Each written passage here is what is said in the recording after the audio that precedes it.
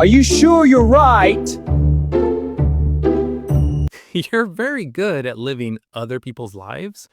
Have you ever realized you're a 24/7 unpaid life advisor? Your friend gets heartbroken, you talk like a therapist. A colleague wants to quit, you analyze like a CEO. A family member feels lost, you deliver solutions like a textbook. But when it's your turn, silence, procrastination, a tangled mess. This is one of humanity's most common logical errors. We're clear-headed on the outside, but confused on the inside. Why does this happen? Because when it's not about us, our brain runs on logic. When it is about us, emotions grab the steering wheel. In psychology, this is known as self-distancing. We see other people's problems from a wide angle, but we see our own through an emotional magnifying glass. So you tell someone, don't lose yourself over a relationship, yet you're the one waiting for a text at 2 a.m. You advise, quit if the workplace is toxic, yet every Monday morning you still carry your bag to work with 3 layers of stress. What's the logical flaw here? We believe we're special, that our situation is more complicated, that our pain is deeper. But the truth is, our brain is simply biased toward us. It creates a dramatic full-length movie for our life, while other people's lives look like a 5-line summary. Have you tried something simple? Write your problem down, then pretend it belongs to a close friend. Ask yourself, if this were my friend, what would I advise? In 80% of cases, you already have the answer. You just don't follow it. Why? Because you're afraid. Afraid of change, afraid of loss, afraid of being wrong. So you keep playing expert for others while being an intern in your own life. Another logical error is the illusion of control. You think you must understand everything before acting, yet when advising others, you say, just do it, then figure it out. Why are the standards for others simple, but for yourself, they feel like applying to NASA? The truth is, you don't lack advice. You lack commitment to your own advice. So, what's the solution? First, create emotional distance. Instead of asking, what should I do? Ask, what would a clear-headed person do in this situation? Second, lower the perfection standard. You don't need a 100% correct decision. You just need a decision that's 10% better than yesterday. Third, take small action.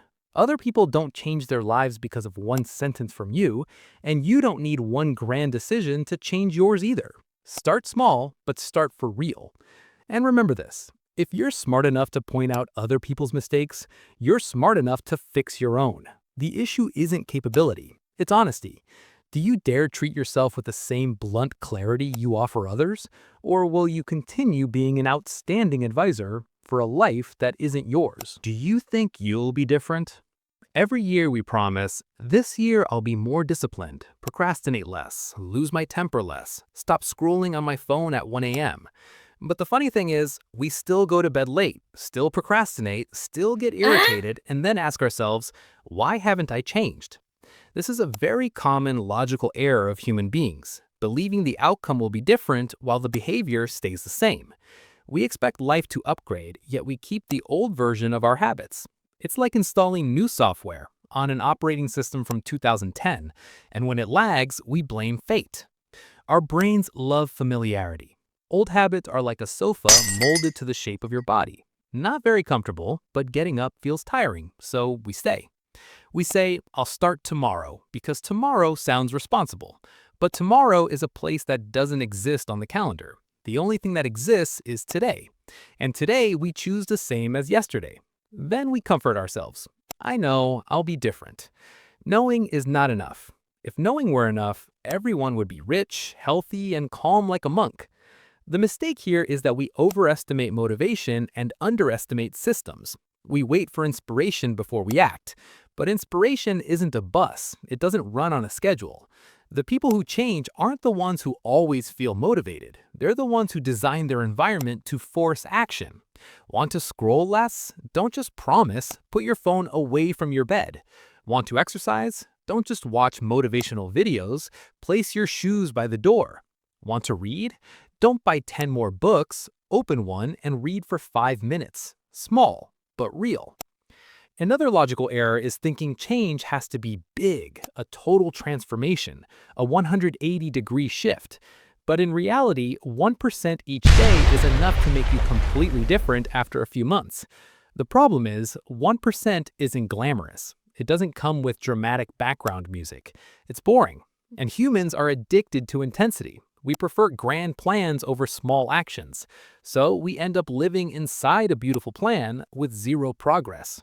If you truly want to solve your problems, don't ask, how do I become a new person? Ask, what one behavior can I change today? Cut 10 minutes of mindless scrolling. Add 5 minutes of learning a skill. Say one less angry sentence. Those small things are the real leverage, because your personality isn't what you declare, it's what you repeatedly do every day. We often tell ourselves a very beautiful story about our future. But life doesn't listen to stories. It only responds to action. You don't become disciplined by thinking about discipline. You become disciplined by doing slightly difficult things when no one is watching. So, if you still believe you'll be different, ask yourself one honest question. What have you done differently today compared to yesterday? Are you sabotaging yourself?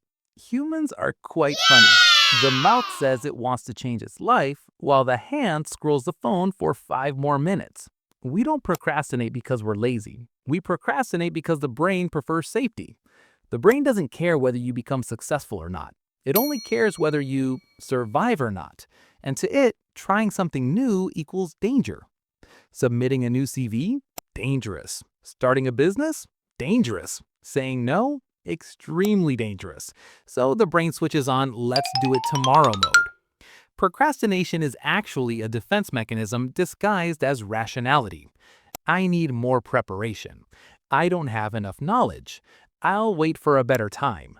It sounds very intelligent, but if you pay attention, you'll see yourself preparing for 3 years for something that takes 3 days. The brain likes familiarity, even when that familiarity is boredom, a stagnant salary, or a toxic relationship, because familiar equals safe. This is the first logical flaw.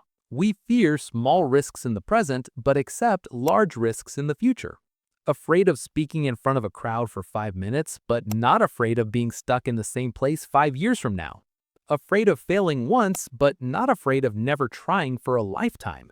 The brain chooses small pain now instead of bigger pain later.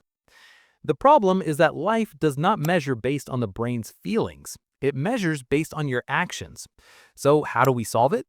Don't fight the brain. Outsmart it. Instead of, I will work out 1 hour every day, say, I just need to put on my clothes and go downstairs. Instead of, I have to write 10 pages, write 3 lines. The brain is not afraid of small steps. It is only afraid of big leaps. When you break actions down to a level that seems almost ridiculous, the brain loses its reason to resist. Second tip, set a 5-minute timer. Tell yourself, just do it for 5 minutes. In 80% of cases, you will continue, because starting is the hardest part, not maintaining. Third tip, change the question in your head. Don't ask, what if I fail? Ask, what if 5 years from now I am still like this?